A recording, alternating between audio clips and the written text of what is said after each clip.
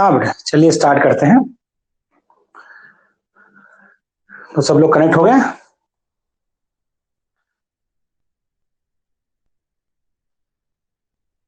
Okay, सभी को connect हो जाते हैं, 1 मिनट वेट कर लेते हैं।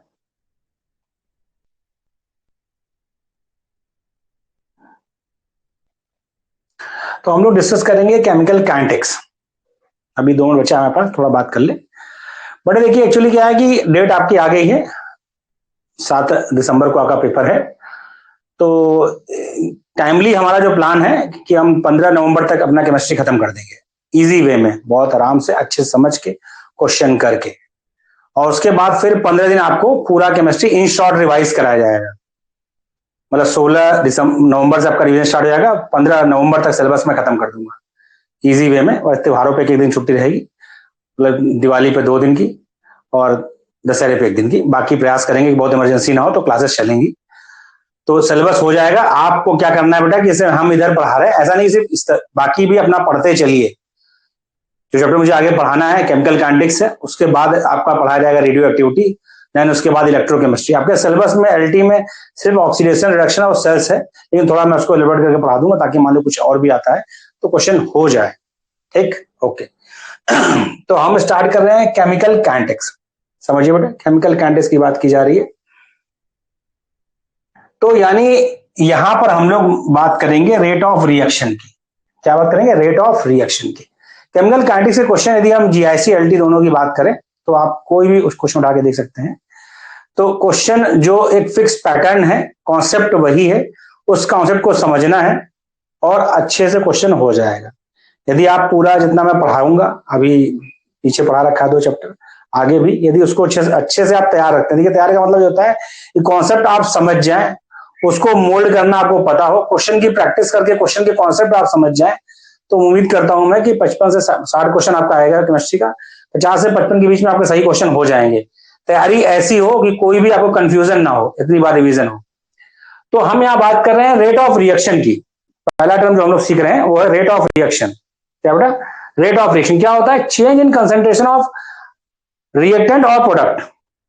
यानी रिएक्टेंट के कंसेंट्रेशन में चेंज हो या प्रोडक्ट के कंसेंट्रेशन में चेंज हो, वह उसका रेट ऑफ रिएक्शन कहलाता है। क्या कहलाता है बेटा? Rate of change of concentration of a reactant और a product. Rate of change of concentration of reactant और product is called rate of reaction. तो आपको रेट ऑफ रिएक्शन कैसे प्रेजेंट किया जाता है, इस पर क्वेश्चन एक आएगा आपका, जीआईसी में भी एलटी में भी। तो आपको 1 से 2 क्वेश्चन आ सकता है, 1 भी आ सकता है, 2 भी आ सकता है। तो कैसे होता है पहले समझिए बेटा। एक सिंपल हमने रिएक्शन लिया है यहाँ पर ए बी। तो ए आपका क्या है बेटा? रिएक्टेंट है, ये आपको पता है। ये क्या है? रिएक्टेंट। बी आपका प्रोडक्ट है, आप इस चीज से परिचित हैं कि रिएक्टेंट के साइड में लिखा आता है, प्रोडक्ट के साइड में लिखा आता है। तो बेटा रिएक्शन जब आगे बढ़ेगी, इनिशियल में नहीं, रिएक्शन आगे बढ़ेगी तो रिएक्टेंट कंज्यूम्ड होगा, रिएक्टेंट कंज्यूम्ड होगा और प्रोडक्ट बनेगा। प्रोडक्ट बनेगा यानी प्रोडक्ट का कंसेंट्रेशन बढ़ेगा, रिएक्टेंट का कंसेंट्रेशन घटेगा।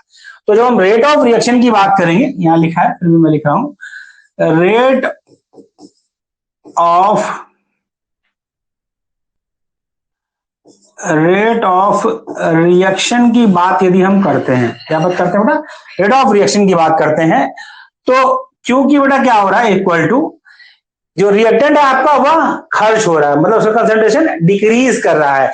तो रिएक्टेंट के पहले हमेशा माइनस साइन लगेगा। माइनस साइन यह बताएगा कि इसका कंसेंट्रेशन समय के साथ घट रहा है। समय के साथ क्या हो रहा है?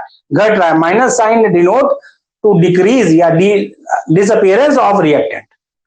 तो माइनस डी का मतलब होता है स्मॉल से डी कर, मतलब स्मॉल कंसेंट्रेशन को डी कहते हैं, तो D A by D T. ठीक है, क्योंकि यहां पर ए रिएक्टेंट है, बी प्रोडक्ट है। या रेट ऑफ रिएक्शन क्या होगा? प्रोडक्ट का जो कंसेंट्रेशन बढ़ रहा है उसका रेट, यानी क्योंकि प्रोडक्ट फॉर्म हो रहा है बेटा तो उसके आगे पॉजिटिव लगता है, पॉजिटिव लिखा नहीं आता, इसलिए नेगेटिव लिखा जाता है, पॉजिटिव लिखा है। पॉजिटिव होने का मतलब यह फॉर्म हो रहा है, इसका कंसेंट्रेशन क्या हो रहा है? इंक्रीज कर रहा है। रिएक्शन जैसे प्रोसीड कर रही है, इसका कंसेंट्रेशन इंक्रीज कर रहा है। तो D B by D T, मतलब minus D A by D T equal to D B by D T. ये आपका रेट ऑफ रिएक्शन की बात है। अब ये तो मैंने एक सिंगल लिखा था। अब हम यहां बात करें small A capital A plus small B mole of capital B small C mole of capital C और small D mole of capital D, यदि इस तरह की बात है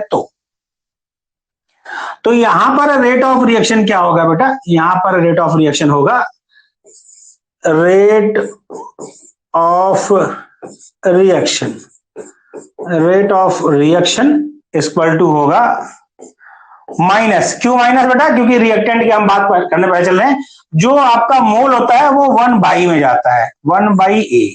यदि यहां 5 लिखा होता तो 1/5 होता, तो 1/a D A by D T is equal to, B भी आपका रिएक्टेंट है, कितना मोल है? स्मॉल बी मोल है, तो -1/b D B by D T.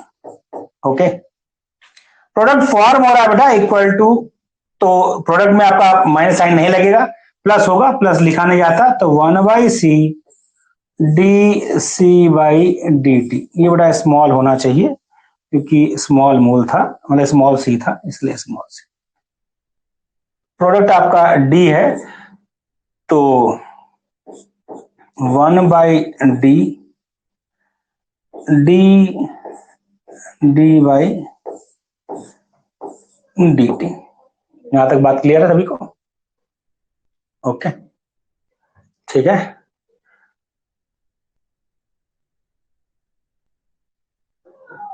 ठीक है बेटा, ओके। तो ये हमारा लिखने का तरीका, तो लिखने का तरीका आपको समझना है। ये पहला वो टास्क है जिसमें अक्सर गलती होती है। मैं आपको फिर कह रहा हूं, केमिकल काइनेटिक्स का यह जो एक कॉन्सेप्ट है जिसमें अक्सर गलती क्यों होती है, क्योंकि बच्चा उसको शुरू में पढ़ता है, बाद में रिवीजन में नहीं रखता है। वहां जैसे ही थोड़ा उसने चेंज किया तो फिर क्या होता है, ऑप्शंस में वो थोड़ा उससे मिस्टेक हो जाती है। तो हमें कोशिश ये करनी है कि इसका हमारा ऐसा प्रैक्टिस हो कि वो कितना भी क्वेश्चन को दाएं बाएं घुमाए, हमारा कॉन्सेप्ट डिस्टर्ब ना हो और आंसर मेरा एकदम सटीक हो। तो यहां तक किसी कोई दिक्कत नहीं? ओके, अब हम लोग अगली स्लाइड की तरफ बढ़ते हैं। ये हमारा क्वेश्चन है, या क्वेश्चन को ध्यान से देखिए और समझने का प्रयास करिए। क्वेश्चन है sorry, for the reaction 2N2O5 gaseous 4NO2 plus O2, balanced है 4 10 8 2, ठीक है, बैलेंस है। What is the ratio of the formation? What is the ratio of the rate of decomposition of N2O5 to the rate of formation of NO2? बहुत अच्छा question है, इसको मैं आपको समझाता हूं। समझाने की बहुत जरूरत है क्योंकि आप इसको एक बार समझ जाएंगे, तीसरा क्वेश्चन को आसानी से कर लेंगे। समझिए बेटा क्या कह रहा है। पहले आप जिस तरह क्वेश्चन मिले तो पहले आप उसका रेट ऑफ रिएक्शन लिखिए। तो rate of reaction, rate of reaction equal to, product side में है तो -1/2 DN2O5 by D T equal to, क्योंकि रिएक्टेंट साइड में एक ही आपका है, प्रोडक्ट ये आपका है, 1/4 DNO2 बाई डी टी, और फिर ऑक्सीजन आपका प्रोडक्ट में है equal to D oxygen by D T. ये आपका होगा रेट ऑफ रिएक्शन। कोई दिक्कत? यहां तक मसला ठीक है? यहां तक किसी कोई कंफ्यूजन नहीं? किसी को कोई कंफ्यूजन है तो अपनी बात कह सकता है।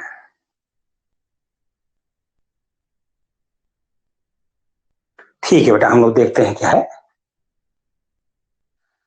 अब हमारा क्वेश्चन ये है बेटा, उसने क्वेश्चन क्या पूछा है समझिए ध्यान से। उसने पूछा है, ये आपका जो है, मैं थोड़ा इसको कर रहा हूं समझाने के लिए बेटा, ये हो रहा है, ये आपका है, इधर लिख रहा हूं, rate of decomposition, rate of decomposition of N2O5। Okay, clear? भाई डिकम्पोजिशन क्यों का क्यों माइनस साइन लगा हुआ है, ये पूरा माइनस साइन के साथ माना जाएगा। मतलब मैं इसको कहूं तो माइनस साइन, डिकम्पोजिशन भाई घट रहा है ना बेटा, माइनस तो घटना बता रहा है, और ये जो आपका है ये है rate of formation of NO2। यहां तक किसी को दिक्कत नहीं।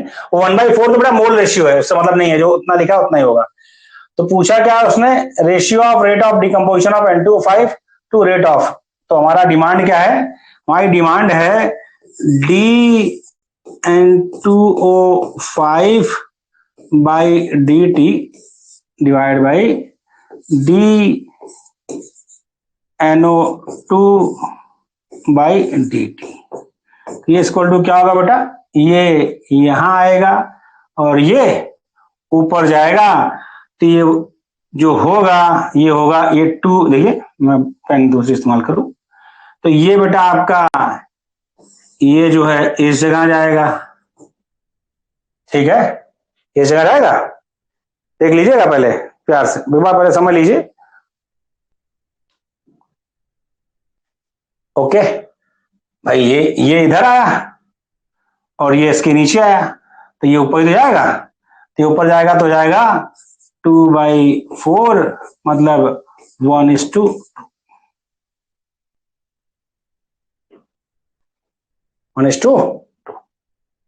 क्या होगा 1:2।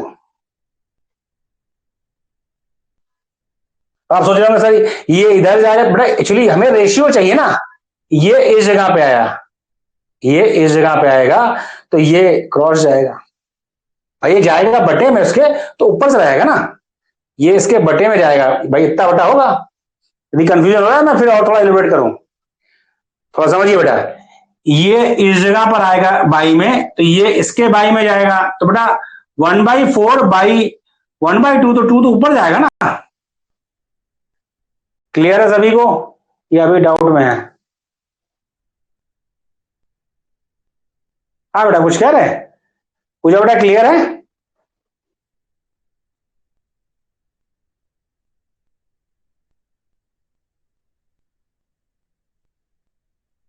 सबको क्लियर है? एक बार देख लीजिए, नहीं तो फिर बताइए, उसको दोबारा बताया जाए, क्योंकि यह क्वेश्चन जरूरी है। इसमें 2/1 1/2 में कंफ्यूजन होता है। हाँ वो ठीक है बेटा, कोई बात नहीं। अरे भैया कभी हमसे हो जाता है, कोई दिक्कत नहीं बेटा, ये समझने की चीज है, ऐसा नहीं कि चूक नहीं होती है। मैं आपसे क्या कहा कि चीजें सीखने पर आ जाती हैं, स्किप हो जाती है कभी हमसे भी, लेकिन आपसे स्किप नहीं होनी, क्योंकि आपको एग्जाम देना है। तो आपका ये ध्यान रखना है बेटा। ये देखिए उठा के यहां ले आए, तो ये बेटा यहां जाएगा तो बटे में जाएगा 1/2 बटे में, तो बटे में जाके उल्टा हो जाएगा, उल्टा मतलब क्रॉस मल्टीप्लाई, आपको पता हो यदि तो मैं यदि कहे तो मैं इसको दिखा दूं, मैं दिखा देता हूं, एक मिनट थोड़ा सिंप्लीफाई कर दूं। अब लाइव जुड़े हैं भाई, ये 1/4 बटा 1/2 होगा, ठीक है। तो ये इक्वल टू हो क्या जाएगा, 1/4 सॉरी 1/4 क्रॉस होता है ना बेटा 2/1, तो ये हो गया 1/2 यानी 1:2। तो हो गया dN2O5 by dt dNO2 by dt equal to 1:2। Option A. सबको क्लियर? ऐसा कोई इसको क्लियर ना हो, ये क्वेश्चन अच्छा क्वेश्चन है, सभी को क्लियर है? ओके ठीक है। अब हम लोग अगले क्वेश्चन पे आते हैं। अच्छा क्वेश्चन है बेटा, इसको रिवीजन में रखिएगा, क्योंकि क्वेश्चन यदि आप करेंगे तभी कॉन्सेप्ट क्लियर होगा और चीजें ठीक होंगी। अब समझना है जो चीजें अपने पीछे आपको बताई, वही कहा गया है कि for reactants negative sign indicates decrease in concentration. हम लोगों ने भी बात की, नेगेटिव साइन इसलिए लगता है क्योंकि रिएक्टेंट का कंसेंट्रेशन रिएक्शन प्रोसीड करेगी तो घटेगा, इसलिए नेगेटिव साइन रिएक्टेंट की कंसेंट्रेशन से पहले लगता है।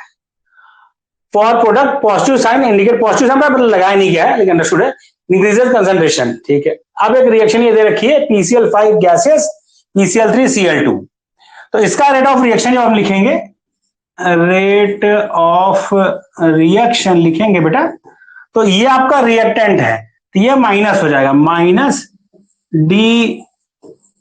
concentration of PCl5 by dt is equal to d concentration of PCl3, क्योंकि बड़ा PCl3 प्रोडक्ट में है तो वहां साइन पॉजिटिव है, equal to D concentration of Cl2 by dt। Sorry, okay बेटा, कोई दिक्कत किसी को तो नहीं? ओके, तो ये बता रखा है, ये देखिए डी PCl5 बाई dt। दूसरा एक रिएक्शन ये दे रखा है, इसका देखिए, रिएक्शन को बहुत ध्यान से देखिए और करिए, हम कर रहे हैं, आप भी करने का प्रयास करिए। तो रेट ऑफ रिएक्शन, क्योंकि जितना आप प्रैक्टिस करेंगे बेटा उतना आपका आई कांटेक्ट सेट रहेगा, गलतियां नहीं होंगी। 5 Br माइनस लिखा हुआ है, यानी 5 मोल है, तो ये रिएक्टेंट साइड में है, तो -1/5 -1/5 D Br minus by dt equal to BrO3 minus reactant side में है, minus D BrO3 minus by dt। 6H है, इक्वल टू 1/6, जितना मोल होता है बेटा वो 1/, में जाता है। Concentration of DH plus by dt। ये रिएक्टेंट सारे हो गए, सब में माइनस लगा है, ओ यहां माइनस छूट गया, सॉरी, माइनस सब में माइनस लगे, उसको थोड़ा सही से लिख दें वरना हौच पौच हो जाएगा। -1/6 DH प्लस बाई, छूटना नहीं चाहिए बेटा माइनस, ये तो रिएक्टेंट का हो गया। अब आपका प्रोडक्ट का बच्चा, प्रोडक्ट में क्या है 3Br2, प्रोडक्ट आएगा प्लस में, लेकिन 3 है मोल है, तो 1/3 D Br2 by dt equal to, अभी एक बचा हुआ है बेटा, मैं यहां लिख दे रहा हूं, इक्वल टू क्या बचा है H2O, तो 1/3 डी H2O बाई dt। अब यहां पे ये आपका इक्वेशन पूरा हो गया। तो आपको बस ध्यान रखना है, प्रोडक्ट में पॉजिटिव, रिएक्टेंट में नेगेटिव, इस बात से आपको ध्यान में रख के करना है, ठीक है।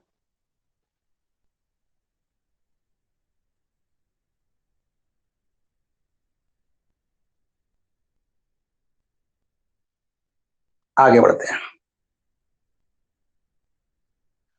वो कौन से फैक्टर हैं, थ्योरेटिकल क्वेश्चन में भी बेटा आता है आपका, वो कौन से फैक्टर हैं जो रेट ऑफ केमिकल रिएक्शन को अफेक्ट करेंगे, यानी केमिकल रिएक्शन के रेट को अफेक्ट करते हैं, वो कौन से फैक्टर हैं।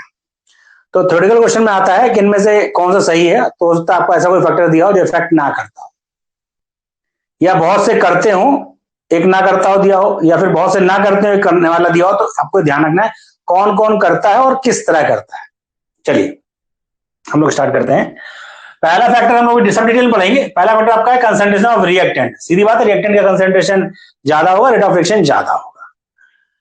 टेम्परेचर ऑफ सिस्टम, टेम्परेचर हमेशा रेट ऑफ रिएक्शन को बढ़ाता है, और लगभग ये माना जाता है कि यदि 10 डिग्री टेम्परेचर बढ़ाया जाता है तो रिएक्शन लगभग डबल हो जाती है। Nature of reactant and product, यह भी रेट ऑफ रिएक्शन को डिफेक्ट करेगा। प्रेजेंस ऑफ कैटलिस्ट, ये कैटलिस्ट का भी रेट ऑफ रिएक्शन को अफेक्ट करता है, फास्ट कर देता है, वो भी बात आएगी। केमिकल रिएक्शन के रेट को क्या करेगा। सरफेस एरिया, सरफेस एरिया ज्यादा, रेट ऑफ रिएक्शन ज्यादा। और एक्सपोजर ऑफ रेडिएशन, कुछ रिएक्शंस हैं जो रेडिएशन के एक्सपोजर में रेट ऑफ रिएक्शन ज्यादा होता है। तो अब धीरे धीरे उनकी बात करते हैं। ये तो हो गया, एक एक करके डिस्कस करेंगे। पहला हम लोग कर रहे हैं concentration of reactant. Concentration of reactant की बात की जा रही है। तो भाई rate of reaction directly proportional to concentration of reactant. क्यों ऐसा है, concentration of reactant decreases, rate of reaction also decreases. भाई डायरेक्टली प्रोपोर्शनल इसलिए बेटा, शुरुआत में आपने रिएक्टेंट का कंसंट्रेशन ज्यादा है, रेट ऑफ रिएक्शन ज्यादा है। जैसे जैसे रिएक्टेंट कंज्यूम्ड होता जाएगा तो रेट ऑफ रिएक्शन डिक्रीज करेगी। इसको आपको समझना है, क्योंकि थ्योरेटिकल क्वेश्चन में आपसे टेक्स्ट में वो फंसा सकता है। क्योंकि बेटा रिएक्टेंट आपका घट रहा है समय जैसे जैसे रिएक्शन आगे बढ़ रही है, रेट ऑफ रिएक्शन डाउन हो रहा है। रेट ऑफ रिएक्शन क्या हो रहा है, डाउन हो रहा है। एक चीज का ध्यान रखिए, कोई कंफ्यूजन नहीं रखना है। जब हम इक्विलिब्रियम की बात करेंगे तो इक्विलिब्रियम के एनवायरनमेंट में हमें क्वेश्चन सोचना है। जब हम केमिकल काइनेटिक्स की बात कर रहे हैं, इसका मतलब फॉरवर्ड रिएक्शन की बात हो रही है, बैकवर्ड को अपने दिमाग में लाना ही नहीं है, नहीं तो क्वेश्चन तुरंत गलत होगा। ठीक है, बिल्कुल कोई ओवर केमिस्ट्री नहीं लगानी है, सिर्फ केमिस्ट्री लगानी है। उसने कहा कि rate of reaction is directly proportional to concentration of reactant. क्या कहा बेटा? Rate of reaction is directly proportional to concentration of reactant. ऐसा क्यों कहा? क्योंकि as concentration of reactant decreases, rate of reaction also decreases. जैसे से रिएक्टेंट का कंसंट्रेशन घटेगा, रिएक्शन का रेट भी घटता है। इसलिए बोला गया कि rate of reaction is directly proportional to concentration of reactant. अगला मुद्दा आता है टेम्परेचर का। टेम्परेचर क्या कह रहा है भाई? टेम्परेचर कह रहा है कि जनरली में ज्यादातर, अभी एक एक्सेप्शन मिल जाए तो उसको लेके आपको सर नहीं पटकना अपना। जनरली मतलब आपसे पूछा गया तो एक्सेप्शन वाला बताया जाएगा, अदरवाइज जनरली को माना जाता है कि यही बात सही है। तो on increasing temperature rate of reaction increases. ऐसा इसलिए होता है बेटा कि टेम्परेचर बढ़ाते हैं तो मॉलिक्यूल की काइनेटिक एनर्जी बढ़ती है। जो सबसे बेस्ट थ्योरी रिएक्शन की है वो है कोलिजन थ्योरी। तो जब मॉलिक्यूल की काइनेटिक एनर्जी बढ़ी तो मॉलिक्यूल के कोलिजन करने का रेट बढ़ा, तो रेट ऑफ कोलिजन बढ़ने का मतलब रेट ऑफ रिएक्शन बढ़ा। इसीलिए कहा जाता है कि जनरली टेम्परेचर बढ़ाने पर रेट ऑफ रिएक्शन बढ़ता है। तो ये कह रहा है generally on increasing temperature rate of chemical reaction increases for all chemical reaction, ज्यादातर मैक्सिमम है। Rate of reaction for most of chemical reaction almost become, देखिए most of chemical reaction almost become double for every 10। ये actually लिखने में mistake हो गया, ये गलत है, 10 डिग्री राइज। एक्चुअली वो ऊपर करना था, वो ज्यादा हो गया। ये सही मैंने इसलिए कट कर दिया बेटा, इसको आपको कट ही मानना है। तो for every 10 degree rise in temperature, 100 degree नहीं 10 डिग्री, तो 10 डिग्री टेम्परेचर आप बढ़ाते हैं तो rate of reaction almost double हो जाता है, लगभग। ये मतलब जनरलाइजेशन है, अब किसी में ना हो तो उस पर हमें लड़ना नहीं है। जनरलाइजेशन का मतलब ज्यादातर, ठीक है। थ्योरेटिकल कॉन्सेप्ट है, हम यहाँ थ्योरेटिकली बात कर रहे हैं। एक्सपेरिमेंटली बात का डाटा थोड़ा ऊपर नीचे होता है, लेकिन क्योंकि आपको अभी जहां एग्जाम देना वहां थ्योरेटिकली बात की जाएगी और एक्सपेरिमेंटली बात करेंगे। रिसर्च का मुद्दा है, उससे हमारा अभी कोई लेन देन नहीं है, ठीक है। तो 10 डिग्री बढ़ाने पर रेट ऑफ रिएक्शन डबल हो जाएगा। अब आगे आते हैं। अब अगला जो कॉन्सेप्ट हमारा है, nature of reactants and product. Reactant और प्रोडक्ट के नेचर पर डिपेंड करता है रेट ऑफ रिएक्शन। कैसे करता है भाई? जैसे एक रिएक्शन दे रखा है, rate of reaction influence by nature of reactant and product. यहां आपका ये रिएक्शन दे रखा है, ये आपका रिएक्शन फास्ट है या स्लो है। क्यों फास्ट है क्यों स्लो है ये उसकी मैकेनिज्म पर डिपेंड करेगा, लेकिन बता रखा है कि भाई वही रिएक्शन आपको दे रखा है। देखिए CO2 का बनना फास्ट रिएक्शन है, जबकि NO का ऑक्सीडेशन आप करा रहे हैं, पर दोनों ही ऑक्सीडेशन रिएक्शन है। लेकिन यहाँ पर रिएक्टेंट आपका NO है, यहाँ पर CO है। CO के साथ ऑक्सीजन रिएक्शन करता है, वह फास्ट रिएक्शन है, जबकि NO के साथ करता है फास्ट रिएक्शन है, जबकि CO के साथ रिलेटिवली है। आप ये सोचिएगा नहीं सर रिएक्शन तो करता है, बेटा हमेशा यहाँ पर रिलेटिवली बात की जा रही है, ये फास्ट है उसके कंपेयर में ये स्लो है। नेक्स्ट आपका catalyst. Catalyst is a substance which influence the rate of reaction without undergoing any change. Catalyst क्या करता है बेटा? कैटलिस्ट रेट ऑफ रिएक्शन को इन्फ्लुएंस करता है। भाई कैटलिस्ट पॉजिटिव कैटलिस्ट होगा रेट ऑफ रिएक्शन बढ़ा देगा, निगेटिव कैटलिस्ट होगा रेट ऑफ रिएक्शन घटा देगा, मतलब वही कैटलिस्ट पॉइजन। तो इफेक्ट करता है लेकिन खुद रिएक्शन में पार्टिसिपेट नहीं करता। एक्चुअली क्या करता है बेटा? एक्टिवेशन एनर्जी को घटाता नहीं है। देखिए समझिए पहले बात को, यह एक्टिवेशन एनर्जी को नहीं घटाता। आपसे ऑप्शन में दिया है कि एक्टिवेशन एनर्जी घटाता है या कोई नया पाथवे देता है। कैटलिस्ट क्या करता है? सरफेस प्रोवाइड करता है रिएक्शन को, मतलब रिएक्टेंट को रिएक्शन करने के लिए। तो जब सरफेस प्रोवाइड कर दिया उसने तो रेट ऑफ रिएक्शन क्या हो जाएगा? कम, उसमें बढ़ जाएगा यदि कैटलिस्ट पॉजिटिव कैटलिस्ट है। क्यों? क्योंकि जब सरफेस मिल जाएगा तो रिएक्शन के रेट इंक्रीज कर जाएगा। इसीलिए कैटलिस्ट खुद पार्टिसिपेट, जैसे जो कैटलिस्ट आप यूज करोगे उतना ही आपको आफ्टर रिएक्शन में वापस मिल जाएगा। तो उसने रिएक्शन में पार्टिसिपेट नहीं किया, एक नया पाथवे दिया रिएक्शन को जिसमें एक्टिवेशन एनर्जी कम लग रही थी। उसको डीपली समझिए कि क्वेश्चन को कैसे समझना है कि वह एक्टिवेशन एनर्जी घटा नहीं रहा है, वह एक ऐसा रूट दे रहा है जहां पर एक्टिवेशन एनर्जी कम लग रही है फॉर रिएक्शन। ओके, तो समझिए क्वेश्चन में ऑप्शन दिया है तो आपको इसी को देना है कि ऑप्शन क्या दिया है। यदि उसमें ऑप्शन ये दिया है कि एक्टिवेशन एनर्जी घटाता है, बढ़ाता है, और उसमें ये दिया कि एक नया पाथवे देता है जिसमें एक्टिवेशन एनर्जी कम लगती है, तो ये वाला सही है। एक नया पाथवे देता है जहां एक्टिवेशन एनर्जी कम लगती है। अब सरफेस एरिया की बात करते हैं। सरफेस एरिया था तो क्या होगा बेटा? Larger the surface area faster the rate of reaction, larger the surface area faster the rate of reaction. Okay, ठीक है। अगला देखिए, रेडिएशन का क्या फर्क पड़ता है।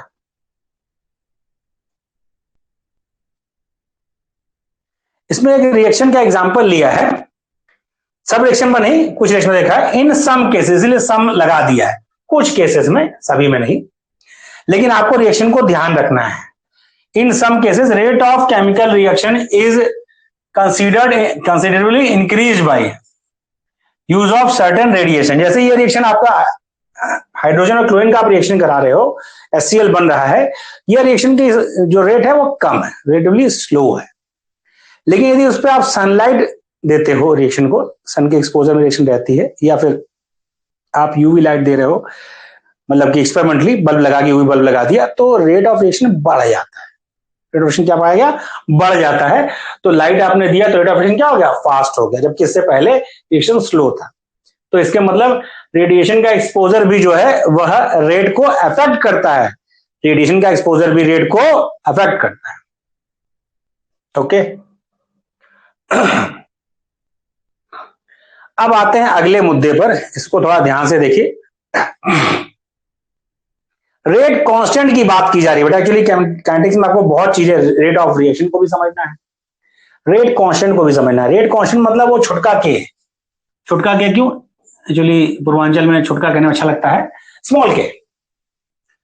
स्मॉल के is a rate of reaction, small के से आता है, डिनोट करते हैं rate of, sorry rate constant को क्या है, rate constant, rate of reaction नहीं, ये क्या है, रेट कांस्टेंट, रेट कांस्टेंट बहुत इंपॉर्टेंट।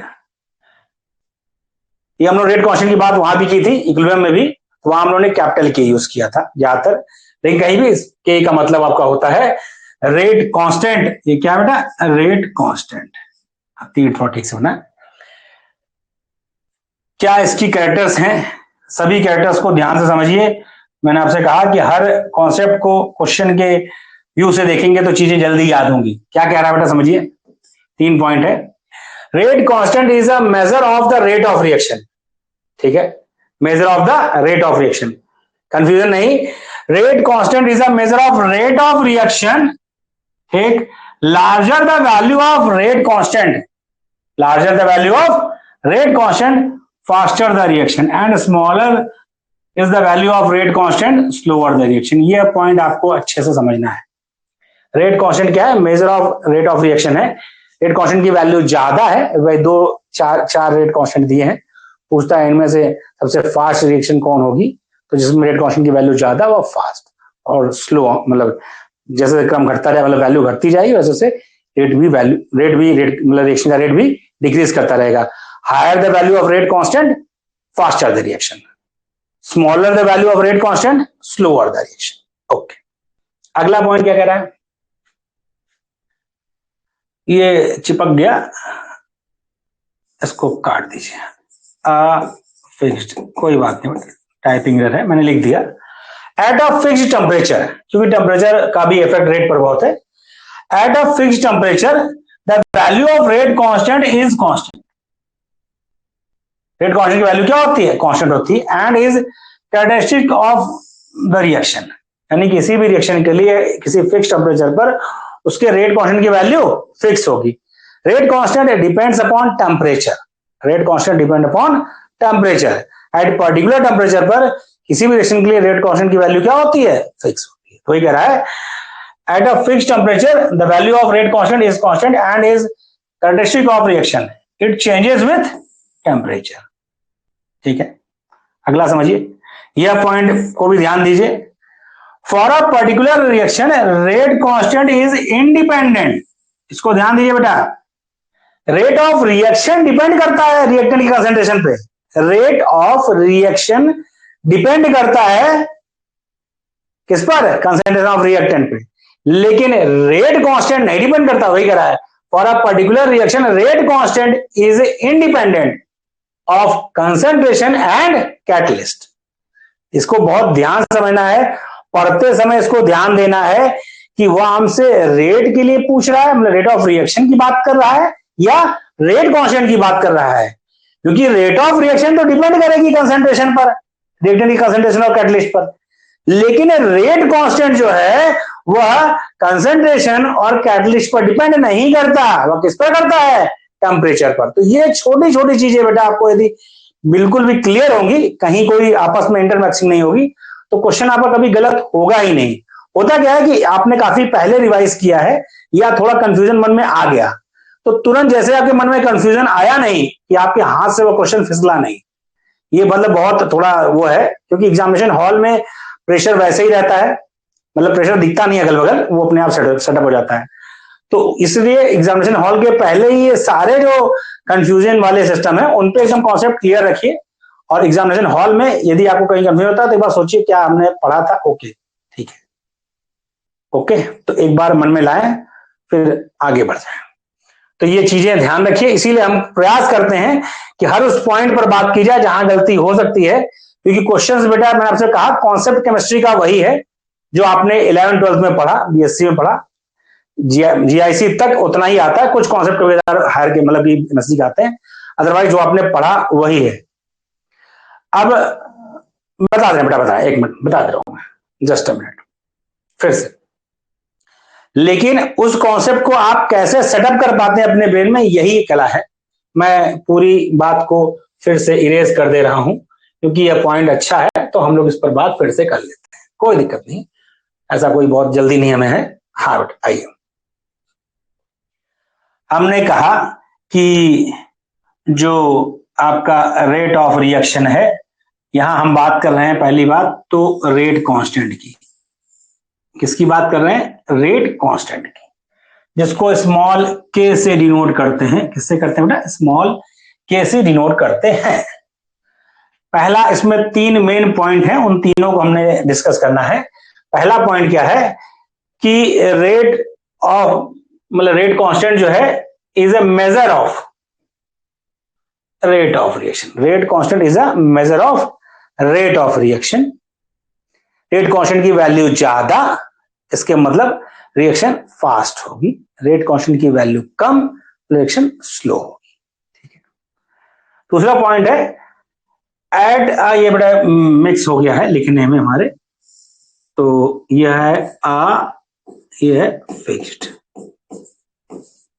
ठीक, ओके, फिक्स्ड मतलब होता है बेटा जैसे 25 डिग्री कह दिया, 25 डिग्री टेम्परेचर पर रेट कांस्टेंट की ये वैल्यू है, तो 30 डिग्री टेम्परेचर पर उसी रिएक्शन के रेट कांस्टेंट की वैल्यू अलग हो, 40 डिग्री टेम्परेचर पर उसी रिएक्शन के लिए रेट कांस्टेंट की वैल्यू अलग हो। पहले तो ये समझ लीजिए। अब आप बात करते हैं at a fixed temperature value of rate constant is constant, यानी वही कहा कि 25 डिग्री पर उस रिएक्शन के रेट कांस्टेंट की वैल्यू मान लो x है, तो 26 पर ही वैल्यू बदल जाएगी, वैल्यू बदल जाएगी। मैं रिपीट कर दूं, at a fixed temperature the value of rate constant is constant and characteristic of that reaction, यानी हर रिएक्शन का उस पर्टिकुलर टेम्परेचर पर, हर रिएक्शन के लिए उस पर्टिकुलर टेम्परेचर पर रेट कांस्टेंट की वैल्यू क्या होगी, फिक्स्ड होगी। कैरेक्टरिस्टिक मतलब होता है उसकी फिक्स वैल्यू होगी।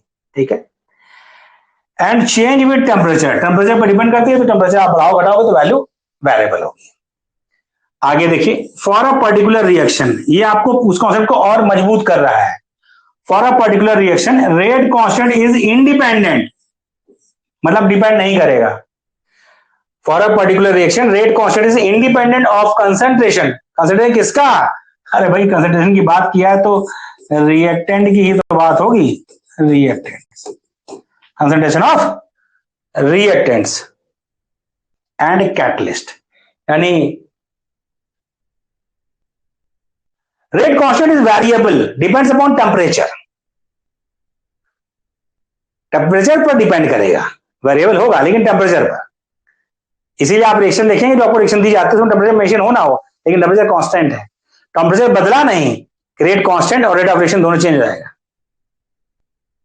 ठीक है, ओके, क्लियर, पूछा बड़ा क्लियर है।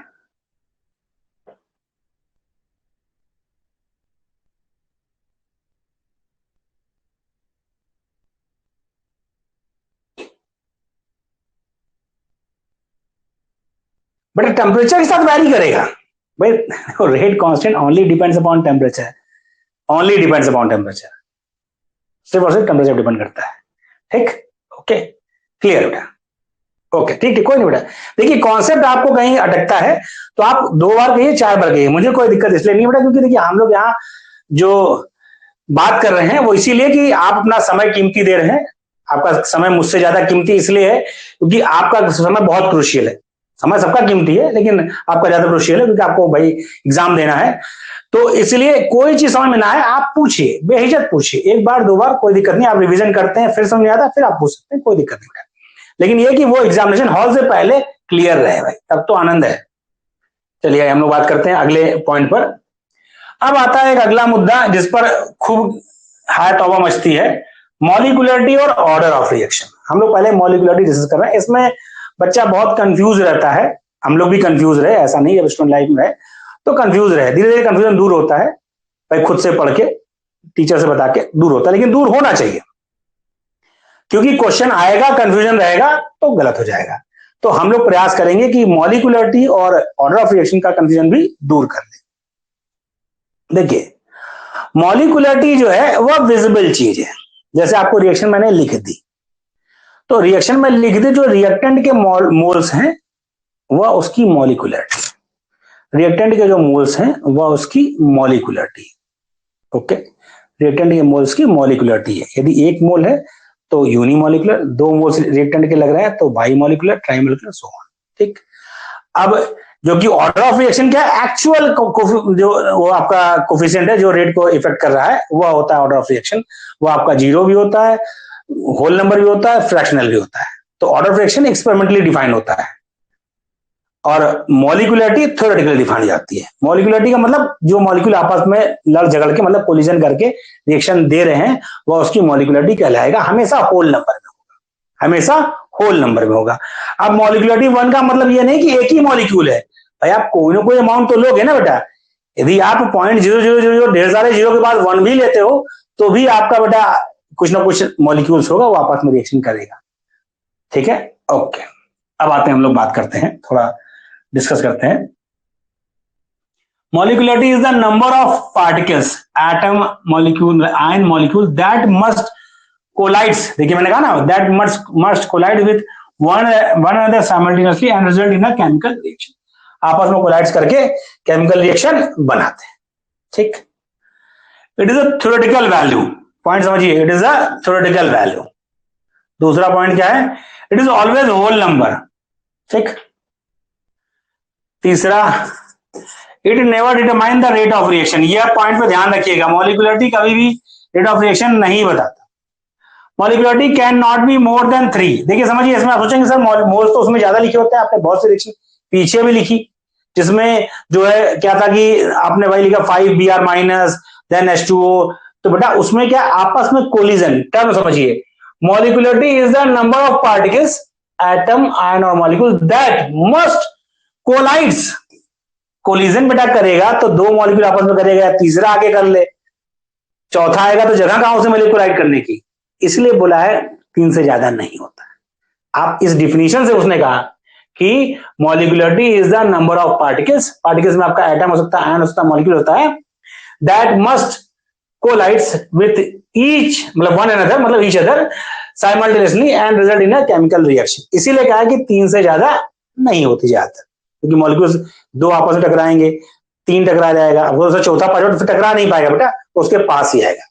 ठीक, हाँ वो प्रॉपर टर्म इफेक्टिव कोलिजन। ठीक, तो in a multi step reaction molecularity is determined separately in each step. ये पॉइंट भी ध्यान रखिए कि जो मल्टी स्टेप रिएक्शन होगा, मैं पॉइंट ठीक से कर दूं, ये पहला पॉइंट, ये दूसरा, ये तीसरा, ये चौथा, ये पांचवा। In multi step reaction molecularity is determined separately in each step. तो हर स्टेप की मॉलिक्यूलरिटी अलग अलग हो।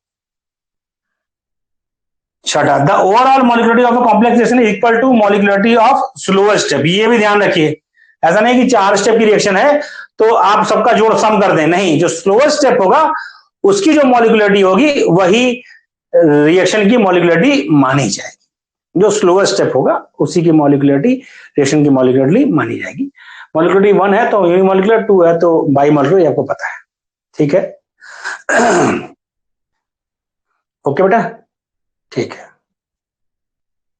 नेक्स्ट एसी बंद कर दें। अगला पॉइंट, ऑर्डर ऑफ रिएक्शन की बात किया है। Order of reaction, number of reactant which determine the rate of reaction, number of reactants which determine the rate of reaction. ये मैंने एक सिंपल रिएक्शन ली है, small m mole of A, small n mole of B, reaction करके product बनाते हैं।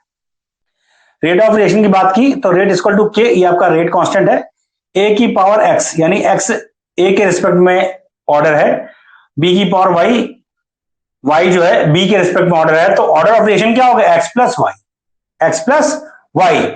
ये x plus y जो है A और n के बराबर नहीं होता, अलग होता, बराबर हो भी सकता है, अलग भी, तो x प्लस y लिखा है। इट इज एक्सपेरिमेंटल वैल्यू, ये एक्सपेरिमेंटली निकाल सकते हैं, क्योंकि अभी आपको हम रिएक्शन दिखाएंगे, बहुत से रिएक्शंस में आपको लगेगा कि ऑर्डर 2 होना चाहिए, 0 है, तो इसीलिए एक्सपेरिमेंटली बता देता है। It may be 0, order of reaction 0 होता है, negative fractional whole number, order reaction में भी 0 negative fractional whole number. Order of any reaction is determined by, कैसे निकालते हैं, स्लोएस्ट स्टेप, जो स्लोएस्ट स्टेप होगा वही आपका होगा ऑर्डर ऑफ रिएक्शन के लिए। ठीक, तो चीजें ध्यान रखनी है, 0 फ्रैक्शनल होल नंबर, और एक्सपेरिमेंटली हम लोग इसे डिटरमाइन करते हैं। बाकी बातें हम लोग कुछ एग्जाम्पल हमने दिए हैं, मैं आपको फिर बता दूं बेटा, कुछ एग्जाम्पल हमने दिए हैं, आप बुक्स पढ़ते हैं या कहीं क्वेश्चन लगा रहे हैं, ये चीज समझिए बेटा, सब चीजों को आदत डालेंगे तो आपके लिए और अच्छा रहेगा। आपको मान लीजिए कहीं और एग्जाम्पल मिला, 0 ऑर्डर रिएक्शन का, फर्स्ट ऑर्डर रिएक्शन का, फर्स्ट के तो खूब मिलते हैं, सेकेंड ऑर्डर का, तो आप उस रिएक्शन को जहां आपने नोट डाउन किया, अपना नोट्स बना रखा, वहां एड ऑन कर दीजिए। उसका फायदा क्या होता है कि बेटा आपको रिएक्शन दिया जाएगा, 4 रिएक्शन दी है, पूछा इसमें 0 ऑर्डर रिएक्शन कौन है, रटने वाली है, तो आपको ध्यान हो सकता है जो मैंने 2 एग्जाम्पल दिए हैं, इसके अलावा ज्यादातर यही पूछे आते हैं, लेकिन इसके अलावा कोई और एग्जाम्पल भी हो सकता है, तो इसलिए जहां आपको मिले उसमें एड ऑन कर लीजिएगा। यह मेरा आपसे मतलब कि तरीका है कि क्वेश्चन जो हमें दिखा हमने नोट डाउन कर लिया, आपको मिलता आप भी नोट डाउन कर लीजिएगा। क्या कह रहा है बेटा, 0 ऑर्डर रिएक्शन आपको याद रखनी पड़ेगी, या दूसरा तरीका है रेट कांस्टेंट का जो यूनिट होगा उससे पता कर लेते हैं। ये आपका रिएक्शन है, क्या रिएक्शन है, 2NH3 आपका जो पीटी कैटलिस्ट है, ध्यान रखिए पूरी रिएक्शन प्रॉपर याद रखनी है, पीटी कैटलिस्ट है, N2 plus 3H2, N2 plus 3H2। यह रिएक्शन जो है आपको देखने में लग रहा है कि अमोनिया के 2 मॉलिक्यूल लग रहे हैं, लेकिन इसकी जो ऑर्डर है वह 0 है। क्यों 0 है ये आपको याद रखना है, मतलब सॉरी क्यों 0 है इससे कोई लेन देन नहीं है, आपको इस कंडीशन में याद रखना है, क्योंकि यह एक्सपेरिमेंटली डिफाइन होती है। दूसरा आपका HI का decomposition in presence of gold, बहुत महंगा है इस समय सोना, तो ये अभी 0 ऑर्डर रिएक्शन, क्या बेटा 0 ऑर्डर रिएक्शन, तो ये भी क्या है 0 ऑर्डर रिएक्शन है, ये दोनों ही 0 ऑर्डर रिएक्शन है। आज की क्लास को हर चीज को बहुत ध्यान समझिए बेटा, एक एक चीज आपको ध्यान रखनी, कुछ स्किप नहीं करना है। ओके, मैंने 2 एग्जाम्पल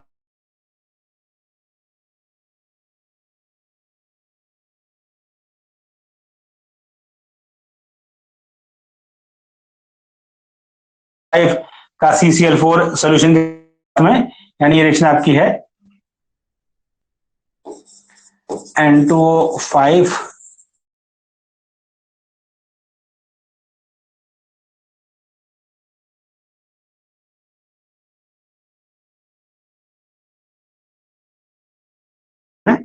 H2O2 का डिकम्पोजिशन कैटलिस्ट के प्रेजेंस में, यह भी फर्स्ट ऑर्डर रिएक्शन है, पीटी के प्रेजेंस में, ये क्या है, यह भी आपका फर्स्ट ऑर्डर रिएक्शन का एग्जाम्पल है, फर्स्ट ऑर्डर रिएक्शन एग्जाम्पल है। फिर देखिए आप, ये आपका सुक्रोज का हाइड्रोलिसिस भी फर्स्ट ऑर्डर रिएक्शन का एग्जाम्पल है, एसीटेट का हाइड्रोलिसिस फर्स्ट ऑर्डर एग्जाम्पल है। आपको पता है इसको, इन दोनों को क्या कहते हैं,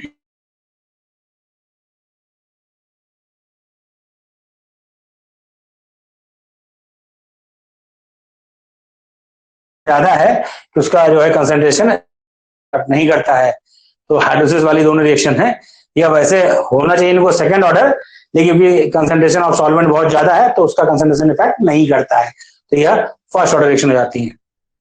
ठीक है, सारी की सारे रेडियो एक्टिव डिकम्पोजिशन, सारे के सारे radioactive decay first order kinetics follow करते हैं। तो यदि उसने रेडियो एक्टिव डीके की बात कर दी तो उसको बताने की कोई जरूरत नहीं है कि यह फर्स्ट ऑर्डर रिएक्शन है। यह आपको पता है, यूनिवर्सल ट्रूथ है कि यदि रेडियो एक्टिव डीके हो रहा है, अल्फा बीटा गामा रेस कुछ निकल रहा है, वेट मतलब उसका जो है डिकम्पोजिशन हो रहा है, हाफ लाइफ की बात कर रहा है, रेडियो एक्टिव टर्म उसने इस्तेमाल ही किया तो वैसे ही आपका हो गया वह फर्स्ट ऑर्डर। देखिए हाफ लाइफ का ये मतलब नहीं कि सारे रेडियो एक्टिव की बात की जा रही है, ये थोड़ा समझिएगा, इसमें बच्चे कंफ्यूज रहते हैं। हाफ लाइफ तो एक डिफिनीशन है, यह वह समय है जिसमें रिएक्टेंट या फिर सबस्ट्रेट अपने प्रेजेंट टाइम का आधा रह जाए, प्रॉपर वे में आधा रिएक्ट कर जाए। टर्म ये होता है आधा रिएक्ट कर जाए, क्योंकि आधा आधा बच, आधा रिएक्ट किया तो आधा ही बचा, तो ज्यादा याद कर लेते हैं आधा बच जाए, ये गलत टर्म है, आधा रिएक्ट कर जाए।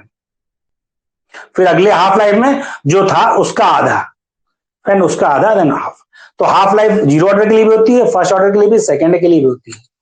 तो लेकिन रेडियो एक्टिव डीके में एक्चुअली हाफ लाइफ ज्यादा टर्म यूज किया था, इसलिए आपको ध्यान रहता है। तो ये समझिए, ऐसा नहीं कि रेडियो एक्टिव डीके में ही हाफ लाइफ की बात होगी, जीरो ऑर्डर रिएक्शन में भी हम लोग हाफ लाइफ निकालेंगे, सेकंड ऑर्डर में भी निकालेंगे, फर्स्ट ऑर्डर वाला जो होगा वो रेडियो एक्टिव डीके होगा।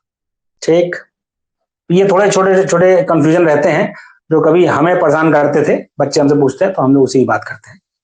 अब ये कुछ एग्जांपल हैं आपके सेकेंड ऑर्डर के।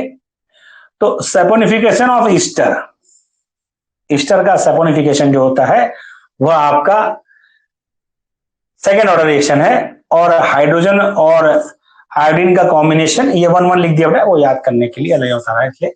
तो हाइड्रोजन और आयोडीन का रिएक्शन ये आपका सेकेंड ऑर्डर, ये दो हमने सेकेंड ऑर्डर के एग्जांपल दिए हैं। अगला पॉइंट थर्ड ऑर्डर के एग्जांपल देखिए, NO2 गैस O2 2NO2 बनेगा, यह थर्ड ऑर्डर का है। NO2 gas plus Cl2 2NOCl बनेगा, यह थर्ड ऑर्डर है। 2NO प्लस Br2, यह तीनों ही रिएक्शन क्या है, थर्ड ऑर्डर है। नाइट्रिक ऑक्साइड का रिएक्शन जो है आपका थर्ड ऑर्डर रिएक्शन आ रहा है। फ्रैक्शनल का दो रिएक्शन दे रखा है, CO प्लस Cl2, ये ध्यान रखना फ्रैक्शन वाला इंपॉर्टेंट है, सभी इंपॉर्टेंट है, फ्रैक्शन वाला तो और इंपॉर्टेंट है, क्योंकि इसमें क्या होता है, अक्सर आपको पूछ लिया कि इसमें ये रिएक्शन दे रखा है, पूछा इसमें से कौन सा रिएक्शन इसका ऑर्डर 2.5 है, अब 2.5 कैसे बताएंगे, तो आपको याद रहेगा कि CO प्लस Cl2 रिएक्शन जो होती है उसका ऑर्डर जो है वो 2.5 है, याद रहेगा तो हो जाएगा। ये जो रिएक्शन है इसका ऑर्डर जो है 3/2 मतलब 1.5 है। CO plus Cl2 COCl 2.5, CH3 CHO decompose हो रहा है आपका CH4 CO, ये 1.5। तो ये सारे आपके जितने रिएक्शन दिए हैं सभी को याद रखना है, आपको फिर बता दूं, याद रखना है, कोई ऑप्शन नहीं आपके पास है। बोलेंगे सर आप तो दबाव बना रहे हैं, बेटा याद, अब मैं आपसे याद करने की मैंने डिफिनेशन बताई थी, याद करने का मतलब खुद पे विश्वास रखें और उसके बाद चीजों को पढ़ते रहें, वो आपको याद अपने आप हो जाएगी। दिमाग आपको बेटा बहुत जगह है उसमें, मतलब उसमें इतनी जगह है कि आप सोच नहीं सकते, आज तक कोई नाप नहीं पाया कि ब्रेन में कितना स्पेस है नॉलेज फिलअप करने का। बस आपका भरोसा और बार बार रिवीजन उसको क्या करता है, रीअरेंज करता है। जैसे होता है ना कि आप किताबों को रखते हैं ऐसे, मतलब हमारा यदि आप कभी रूम देखेंगे जहां मैं स्टडी करता हूं तो बहुत अस्त व्यस्त रहता है, ऐसा ये बुरी चीज है, बच्चों से ब्लेम करते हैं लेकिन अस्त व्यस्त रहता है, ये बुरी आदत है। तो वैसे ही आप पढ़ते जाते हो तो अस्त व्यस्त होता जाता है। आपको क्या करना है कि उस टेबल को, जैसे कहा जाता है ना कि अपनी टेबल को रेगुलर अरेंज करें, तो वो एक नेचर है, होना चाहिए, ताकि जो किताब आप चाहें वो आपको मिल जाए। अब हमें कोई किताब खोजनी होती है तो पूरा हिलाना पड़ता है, पूरा ये डोर वो डोर, तो ये बुरी आदत है, लेकिन ठीक है समय हमारा निकल चुका है पढ़ाई लिखाई का, तो मैं ढूंढ लेता हूं। लेकिन आपको क्या करना है, किताबें भी सही ऑर्डर रखने की आदत डालनी है, जो नहीं कि गुरुजी गलत है तो आप भी गलत हो। दूसरी बात, रिवीजन करने से क्या होता है कि वो चीजें प्रॉपर ऑर्डर में लगी रहती हैं, आपके ब्रेन के जो आपकी जो अलमारी है दिमाग की, उसमें हर कॉन्सेप्ट प्रॉपर ऑर्डर में लगा रहता है। समय बीतता है तो उसका ऑर्डर खसक जाता है, जैसे आपने दूसरे में पढ़ा, आप क्या करना है उसको फिर से साफ सुथरा करके उसी जगह अरेंज कर देना है। तो जो व्यक्ति जितना रेगुलर वे में उसको अरेंज किए रहेगा, एग्जामिनेशन हॉल में क्वेश्चन आते ही वो अपने आप निकल के उसके पास आएगा, इसका ये होता है। और जो रीअरेंज किए रहेगा, पूरा एकदम फैलाए रखेगा, वो लास्ट में क्या है कि वो 3-4 दिन में वो अरेंज होता नहीं है, फिर वो बोरी में भरा जाता है, वहां जाके कोई पन्ना निकला कोई पन्ना नहीं निकला। तो शुरू से आदत डालें कि जो पढ़ें उसको रेगुलर वे में रिवीजन रखें, ताकि प्रॉपर कॉन्सेप्ट हर जगह अपनी फाइलिंग में रहे, क्वेश्चन आए तो आपका दिमाग खुद उस फाइल को निकाले, आंसर करे और आगे बढ़ जाए। ये मतलब बहुत जरूरी है, तो इस पर ध्यान दें और इसकी आदत डालें। क्योंकि बेटा देखिए, आप अभी स्टूडेंट लाइफ में हैं, अच्छी चीजों का अनुकरण करना चाहिए। हर आदमी के पास अच्छी बुरी दोनों चीजें होती, कोई भी हो, बुरा मतलब कुछ चीजें होती हैं। तो हमेशा जिसके पास जो अच्छा आपको मिले उसे अपने अंदर धारण करें और अच्छा बनने का प्रयास करें। खासतौर से पढ़ाई लिखाई में कोई चीज किसी की अच्छी लगती है, पढ़ने का तरीका, कॉन्सेप्ट का तरीका, याद रखने का तरीका, तो उसको अनुसरण करें।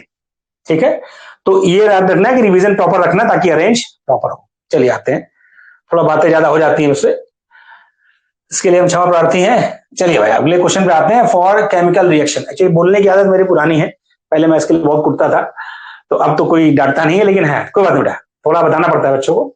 ये देखिए एक रिएक्शन है, for the reaction N2 + 3H2 2NH3, N2 + 3H2 2NH3, the correct option is. तो भाई बताइए एक बार, अलग ही यहां लिखा आंसर लेकिन जरूरी नहीं कि सही हो, आप एक बार देखिए और बताइए।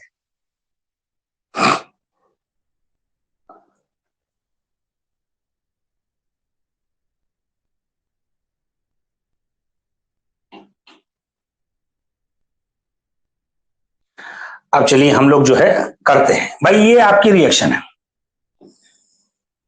ठीक, आपको सिंपली क्वेश्चन मिला केमिकल काइनेटिक्स का इस तरह का बेटा, तो आप पहला काम ये करेंगे, भले आपको लगे कि मेरे 2-3 सेकंड चले जाएंगे, कि आप उसका रेट ऑफ रिएक्शन लिख लीजिए। कैसे लिख लिए भाई? रेट ऑफ रिएक्शन की बात करेंगे तो रेट ऑफ रिएक्शन,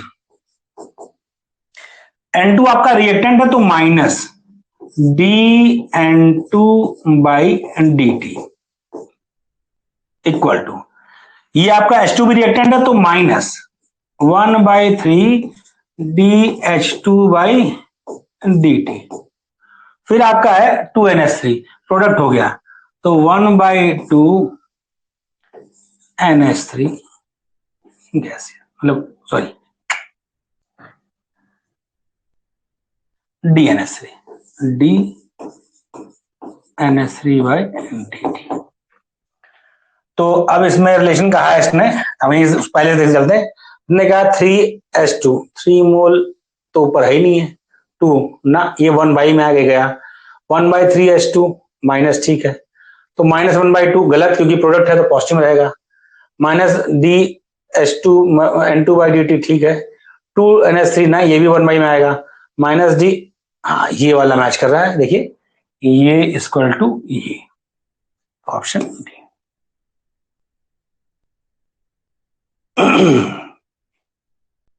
अब आते हैं हमारे इस कॉन्सेप्ट पर, थोड़ा इस कॉन्सेप्ट को समझिए। Unit of rate constant, unit of rate constant, इसका फॉर्मूला आपको याद होना चाहिए टिप पर। एक क्वेश्चन वह जो 20 सेकंड में हल हो जाएगा, कभी गलत नहीं होगा, कभी भी याद है आएगा, ये मत सोचिए नहीं आएगा, आप देखेंगे कई बार आ चुका है। तो जो आपको ध्यान रखना है और जरूरी, इसलिए मैंने दोनों फॉर्मेट लिख दिए हैं, यहां और कर दें,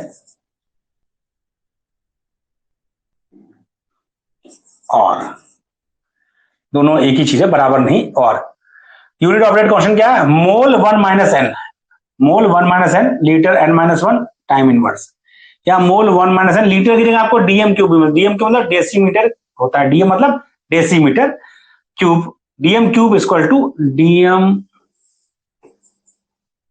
क्यूब इक्वल टू होता है लीटर, ठीक है, ये एल का मतलब LI यार, वरना समझ में नहीं आएगा लीटर क्या है, ठीक है, डीएम मतलब डेसीमीटर क्यूब, ठीक है बेटा। तो mole 1 - n dm litre n-1 time inverse, या mole 1 - n dm cube n-1 litre time inverse, where n is order of reaction. आपको ऑर्डर ऑफ रिएक्शन पता है, रिएक्शन का क्या ऑर्डर है? उसने कह दिया कि भाई आप थर्ड ऑर्डर रिएक्शन के लिए रेट ऑफ रिएक्शन बताइए, तो आपको ये रिएक्शन याद है तो आप बता लोगे। बता लो कैसे बता लोगे? क्योंकि आपसे कहा उसने जी, पहले हम शुरू करते हैं जीरो ऑर्डर के लिए, फॉर जीरो ऑर्डर। तो जीरो ऑर्डर के लिए बेटा यहाँ n की वैल्यू क्या हो गई भाई? मोल 1 - 0, फिर लीटर 0 - 1 और टाइम -1, ये हो गया बेटा आपका मोल लीटर -1 और टाइम यह कहा जाए सेकंड कह लीजिए इनवर्स, ये हो गया फॉर जीरो ऑर्डर। तो देखिए मोल लीटर -1 भाई टाइम उसने सेकंड ले लिया, सेकंड इनवर्स हो गया, या मोल भाई ये लीटर -1 का है तो ये क्या हो गया DM -3 हो जाएगा। फर्स्ट ऑर्डर के लिए कहा गया तो n की वैल्यू 1, तो n की वैल्यू 1 कर दी, तो for first order n equal to 1, तो ये बेटा 1 हो गया, तो 1 - 1 0 हो गया, 1 - 1 क्या होगा 0 हो गया, और n की वैल्यू 1 तो 1 - 1 0, यानी हो जाएगा unit of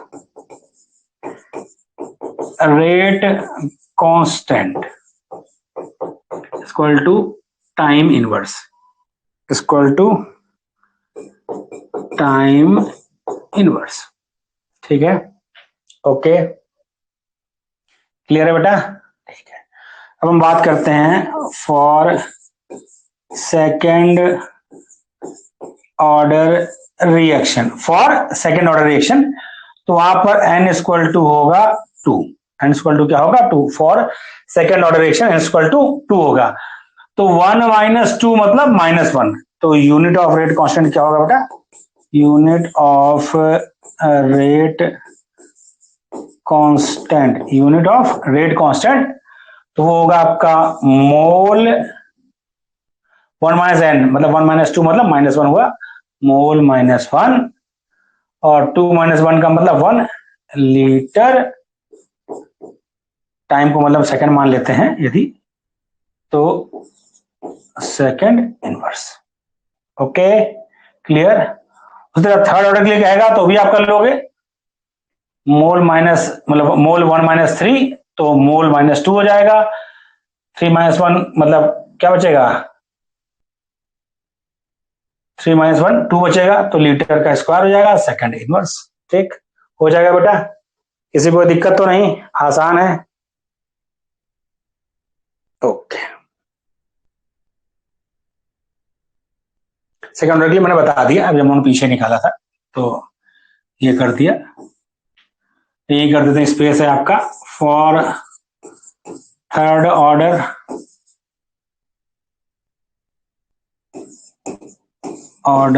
reaction. Actually writing हमारी बहुत ही खराब है, थोड़ी देर में वो उड़ने लगती है, तो n इक्वल टू 3, तो unit of rate constant, unit of rate constant, तो बेटा क्या होगा, फॉर्मूला क्या था, मोल क्या था बेटा, मोल n - 1 1 - n, भूल गया मैं भी, मोल 1 - n, ये ध्यान रखना है, भूलना नहीं है, इसी में 1 में कन्फ्यूज होता है, मोल n - 1, मोल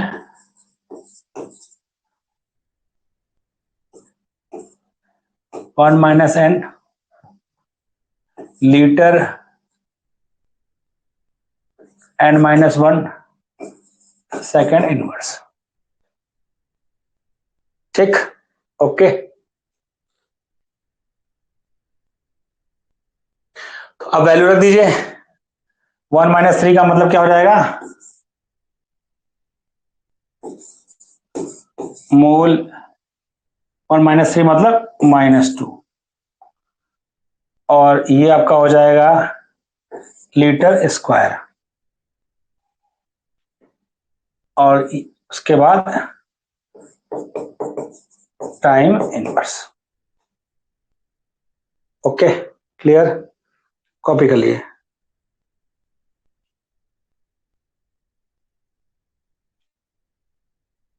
क्लियर सभी को? ठीक है, ओके। अब हम लोग कुछ चीजें और ध्यान रखनी है। अब मैं आपको कहा ना कि केमिकल काइनेटिक्स में फॉर्मूलों के जो वो है फॉर्मेट है उसको थोड़ा प्रैक्टिस में रखिएगा। जीरो ऑर्डर के लिए आपसे इसे मेंस आप लिखोगे, जीरो ऑर्डर के लिए रेट कांस्टेंट निकालने का पूछ सकता है, कैसे? तो देखिए ये आपको याद रखना है, ये आपका होता है, पहले तो ये ध्यान रखिए, जीरो ऑर्डर रिएक्शन की बात किया है तो rate of reaction is independent of concentration of reactant. Zero order का मतलब rate of reaction is independent of concentration of reactant. तो rate constant k equal to होता है 1/t a नॉट माइनस ए। ये लिखने की प्रैक्टिस रखिएगा बेटा, ध्यान रहे आपको। Rate constant k equal to 1/t a naught minus a. यहाँ पे a नॉट क्या है? a नॉट है एट t इक्वल टू 0, मतलब रिएक्शन जब स्टार्ट हुई है तो रिएक्टेंट का कंसंट्रेशन क्या है? a नॉट माना गया है। और एट टाइम t, जो टाइम बताया गया है उस पर उसका कंसंट्रेशन a है। a नॉट इज इनिशियल और a is at time t, तो वही रिएक्शन से प्रोडक्ट बना है आपका। तो एट टाइम t कंसंट्रेशन क्या था? स्मॉल a हमने माना। और एट टाइम मतलब एट 0 यानी शुरुआत, इसको हम कहते हैं तो इनिशियल। एट इनिशियल सही वर्ड है, इनिशियल ए है। तो भाई आफ्टर टाइम टी कुछ ना कुछ की एक मोल है तो रिएक्शन ये करके प्रोडक्ट बन जाएगा। तो यहां से इनिशियल वाले से एक्स कम हो जाएगा, यानी ए नॉट जो रिएक्टेंट का है वो ए है। आफ्टर टाइम टी क्या है? ए माइनस एक्स। भाई ये एट टी इक्वल टू 0 है और ये at T equal to T है।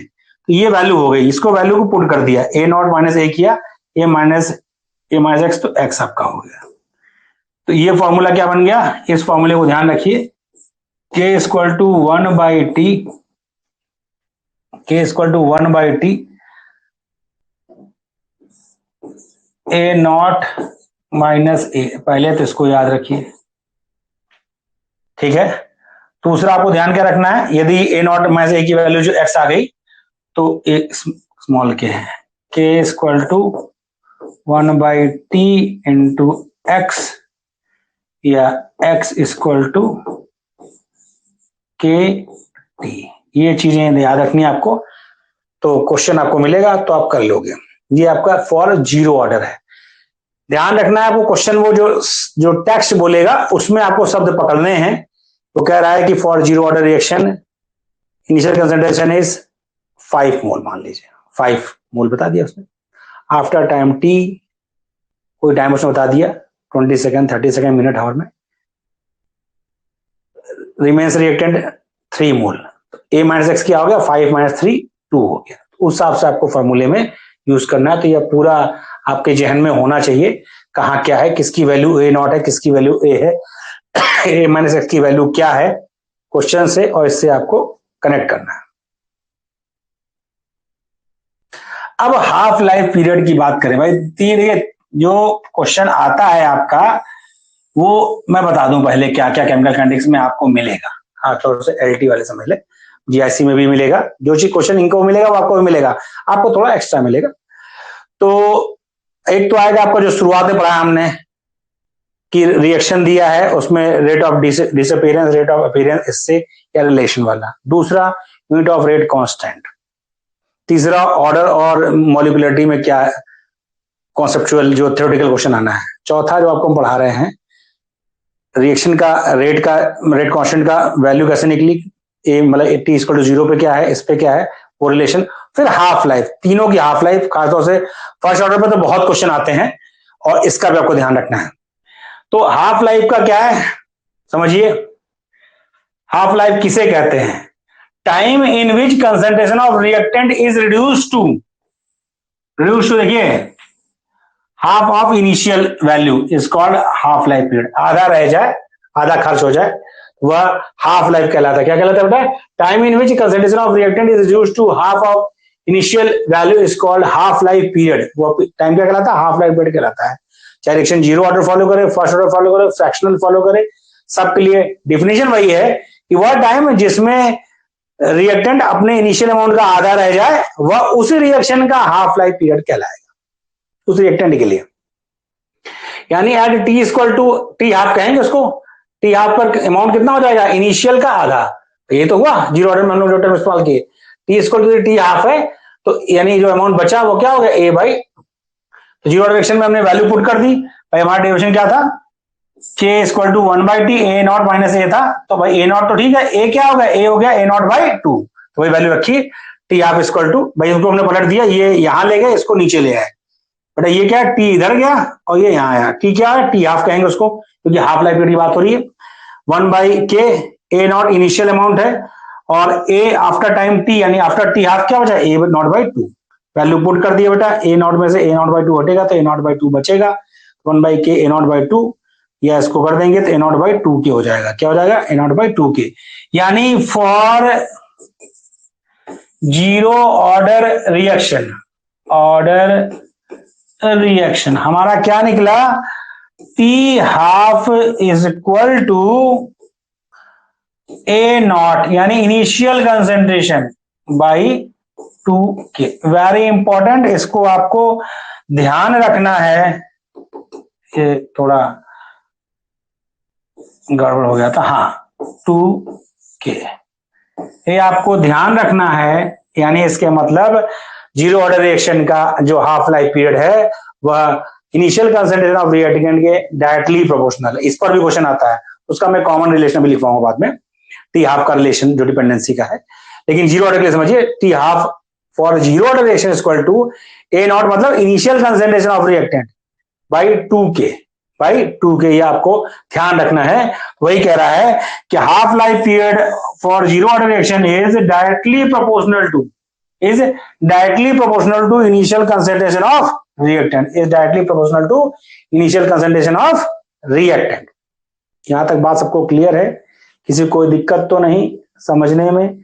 बेटा जो बताया है एक बार पूरा फिर से पढ़िएगा, आज ही, कल नहीं, आज मतलब आज होता है, जो पढ़ाया जाए उसको तत्काल प्रभाव से पढ़ें तो चीजें याद रहती हैं। और उसके बाद क्वेश्चन पर हम लोग आते हैं। तो ये क्वेश्चन आपको एक मैं करा रहा हूं, बाकी क्वेश्चन में 3-4 और हैं, इसी पीडीएफ में है, पीडीएफ आपको मिल जाएगी अभी। क्वेश्चन सॉल्व करिएगा, नहीं सॉल्व होगा तो अभी डिस्कस नहीं होगा, लास्ट में से हम लोग पूरा पढ़ने के बाद डिस्कस करते हैं, उस समय डिस्कस करेंगे। एक क्वेश्चन मैं कराता हूं आपसे, क्वेश्चन को देखिए, आप खुद करने का प्रयास करिए। डिस्कस मैं लास्ट में करूंगा, एक क्वेश्चन मैं भी करा रहा हूं। क्वेश्चन देखिए,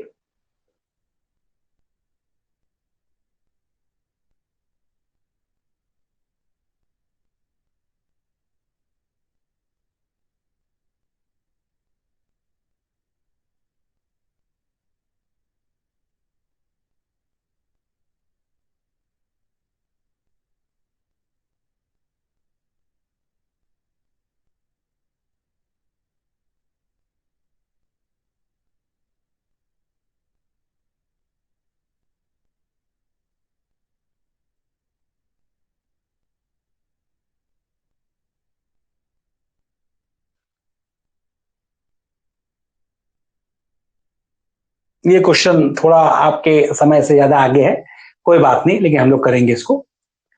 क्वेश्चन क्या कह रहा है बेटा, एक रिएक्शन आपको दे रखी है, उसमें रेट दिया है, रेट कांस्टेंट दिया है, ठीक है। Then concentration of N2O5 at that time is, कोई बता सकता है? क्वेश्चन थोड़ा हल्का सा क्रम आगे पीछे हो गया बेटा। देखिए अब समस्या क्या है कि हम इसे कैसे करें, तो कैसे करें का सिंपल तरीका क्या है कि जब आपको समझ में यह ना आए कि यह कौन से ऑर्डर की रिएक्शन है, तो आपको रेट कांस्टेंट दिया है, देखिए रेट दिया है, रेट कांस्टेंट दिया है, रेट की वैल्यू दिया है और रेट कांस्टेंट की वैल्यू दिया है, लेकिन उसके आगे कुछ लगा है, सेकेंड इनवर्स यानी टाइम इनवर्स। क्या लगा है? Time inverse. टाइम इनवर्स किसका है? First order. टाइम इनवर्स किसका है? First order. और जब फर्स्ट ऑर्डर की बात किया है तो आपको पता है rate of reaction equal to हो जाएगा के, कंसंट्रेशन ऑफ रिएक्टेंट क्या है? रिएक्टेंट आपका ये है N2O5 की पावर 1, आप पावर 1 लिखो चाहे मत लिखो, वो तो भाई हो गया, यही तो होगा, तो फर्स्ट ऑर्डर है। पूछा क्या है? कंसंट्रेशन ऑफ ये, तो हो गया आपका N2, concentration of N2O5 equal to हो गया rate of reaction divide by rate constant, rate constant. तो भाई क्या है रेट ऑफ रिएक्शन? क्या है? 1.02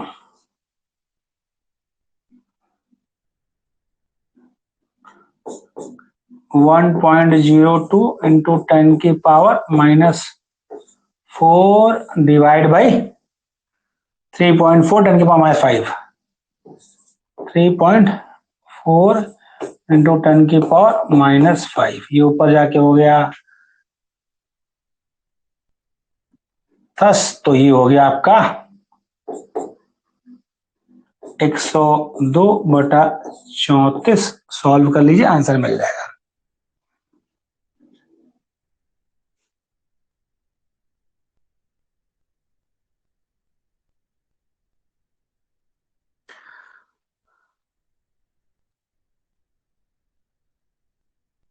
ये आएगा 3 बार जाएगा, ये साफ साफ 3। Okay, clear? ठीक है बेटा, ये होगा, ये कहाँ होगा? ये तो नहीं है भाई, ये देखिए 10⁻⁵ है, ये ऊपर जाके +5 हो जाएगा, तो ये +5 10⁻+5, तो ये 10 हो जाएगा, 10 से गुणा हो जाएगा तो 10.2 हो जाएगा, ऊपर 10.2 नीचे 3.4, पॉइंट हट जाएगा, तो 102/34। पंकज क्लियर है? 102/34 बेटा, मैं वापस करूं, पेन चेंज कर दूं?